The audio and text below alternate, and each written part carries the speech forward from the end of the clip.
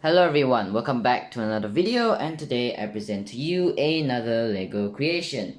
Now, this build might look similar or familiar because, well, it kinda is the same thing but with a few changes. Now, recently I posted a video of a Lego AK-47. Now, you probably know where the similarities are now, but anyways, this is the OTS-14 Groza. It is a bullpup configuration of the AK system, you could say. This was used by Russian special forces, but not very long. It was used by them for a very short period and they kind of stopped using it. I don't really know why. I tried to search for some information, but information about this gun is kind of scarce. So, yeah, anyways. Basically, it's an AK, but bullpupped. Now, of course, I built this thing pretty fast in about a few hours because basically all I had to do was remove the fixed stock and do this and remove the trigger guard, move it to the front. The grip is still the same. I just removed it from the back and moved it to the front, changed the magazine release a little bit, but it's basically the same thing. And the dust cover, you can see there's one piece here, and this section where it connects it to the handguard. Whoops, sorry, I hit the camera. This section here that connects the receiver to the handguard, not the receiver, the dust cover to the handguard. It has been shortened because the Groza is actually based on the AKS system, not the AKM, the AKS, which is not much of a change. It's just the what is it called? The gas system is shorter, I think. I'm not really particularly familiar with the AKS-74U. All I know is basically it's just an AK but smaller. So yeah. But this still fires 7.62 by 39. But fun fact, it also is able to be chambered in 9 by 39mm subsonic. Now what subsonic means is, well, bullets usually go faster than the speed of sound, so it creates a sonic boom, hence the name subsonic. Because subsonic bullets don't go faster than the speed of sound, and it doesn't create a sonic boom. Now the bullet of course travels slower, but because the absence of a sonic boom, the bullet makes the basically when you fire the gun, it's way more quieter than a normal bullet. And if you throw on a suppressor, it basically sounds like the suppressors in the movies. That's how you'd get a movie suppressor, because suppressors in real life do not work like how they work in movies or games. They usually sound very quiet in movies and games. There actually is kind of a way to achieve that, but bigger rounds still don't work. Let's say 7.62 by 39 subsonic is still kind of loud, but 9 by 39 subsonic is actually quite quiet. The smaller rounds are very quiet if they are subsonic and paired with a suppressor. So yeah, this is the Groza in the normal configuration. Now it is using the AK mag, the 7.62 by 39. Now the mag has been changed a bit, but not completely. Why did I change it? Well, the original design I used for the AK doesn't really work for the Groza. Why? You can probably see why. Because, well, the magazine is angled, and the AK magazine design is a rock and lock, so you basically do it like that. Now, when I'm trying to insert the mag, you can see it's already touching the grip. I can insert it no problem, pretty easily. But if I try to remove it, it hits it like that. So I remove it like this. So this tiny part here is actually a hinge plate. Okay, the camera isn't focusing again. It's a hinge plate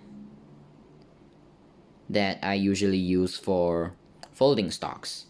Now I just need to use this little thing here that juts out to connect to hold it in that hole here, so you can rock and lock. But it's short enough that I don't need to remove the magazine like this. I can just press down on the mag release, push the mag back a bit, and pull it out like so.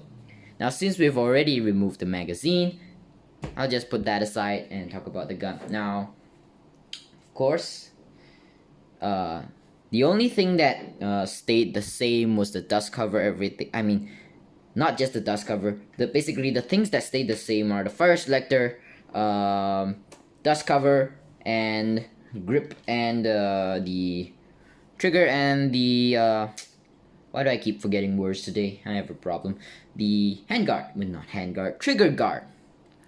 But there's something that is similar to the old design, so we'll talk about that right now.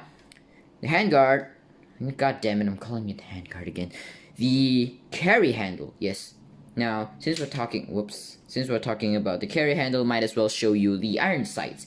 Now, I'm not really sure if the iron sights are built correctly because I couldn't find any good reference photos.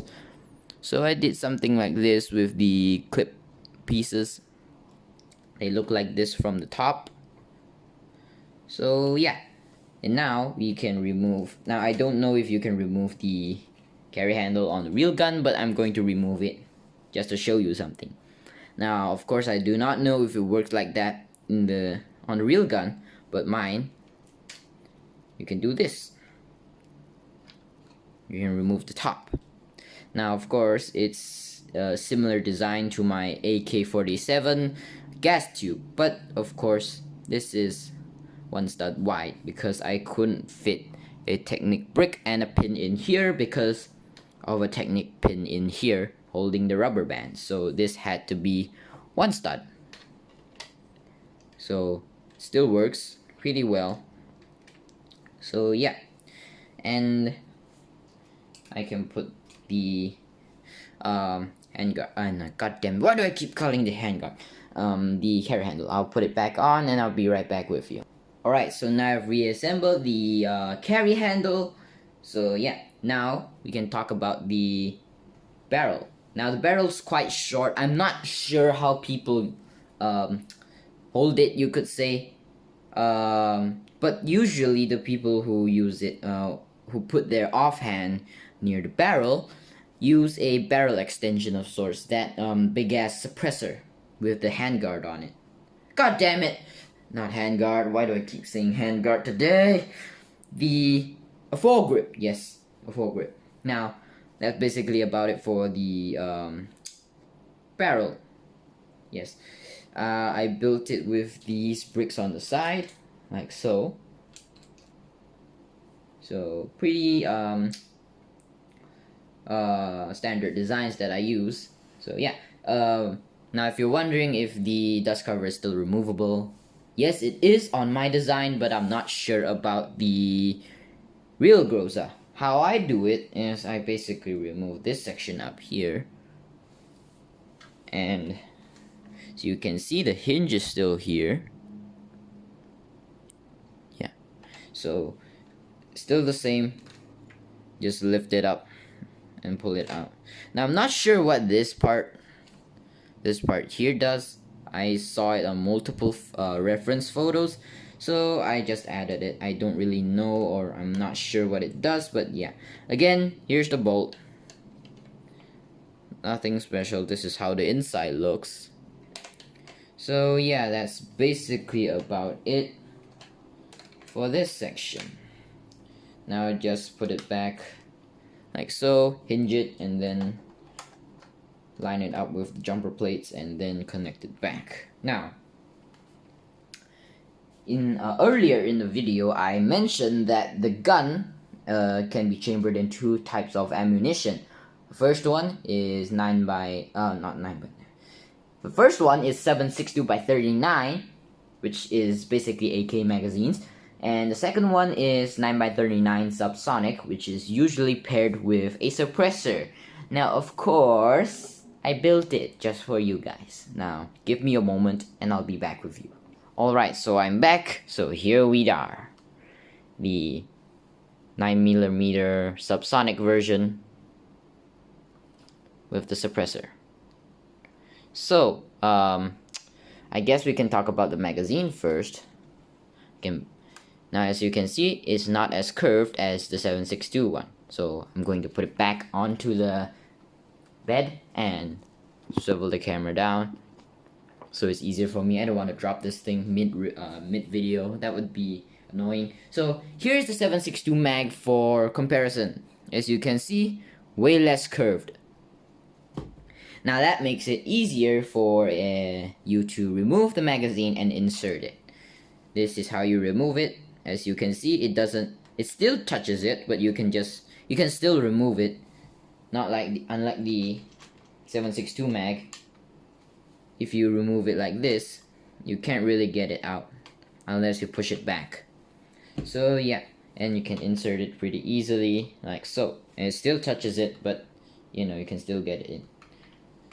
But for some reason, I don't know why, it doesn't really work with the bolt.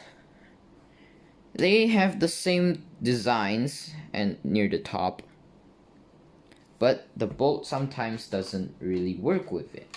And what I mean is, also now you don't, as you can see, it doesn't fully return for some reason. But if I do this, also now it doesn't want to function correctly. That's weird. I'm trying to show you what happens. Oh, so now that doesn't happen. That's weird.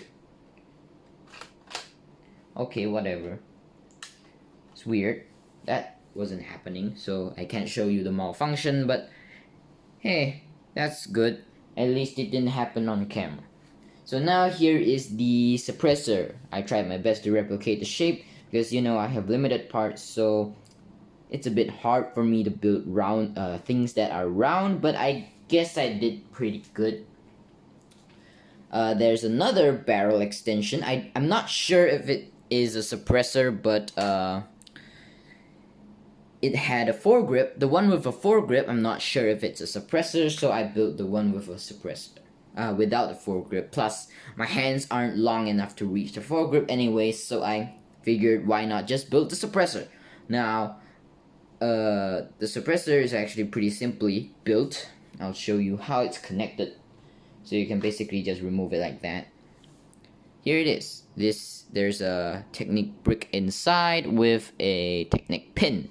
Now, you might find it weird that why are they in different widths, but as you can see, this thicker section here is 5 studs wide.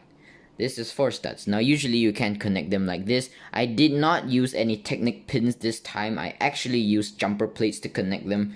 I basically had jumper plates here and had a plate that was from here and went into this section and connected it. And the top also has some jumper plates I can show you. There you go. You can see there's jumper plates. They're connected like this. So yeah, I did not have to use any Technic pins. This is way stabler than using Technic pins anyways. So I might use this type of design more often. Now, there is a Technic brick with a hole. And basically what you do is just do that. Now on the real gun, of course, it doesn't work like that. I think on the real gun, the suppressor is threaded on to the gun, which basically what I mean is it basically works like a bottle cap. You just twist it on. You just have to like turn it around, keep turning it until it locks on. So yeah, pretty simple. So yeah, that's about it for today. Thanks for watching. See you guys next time.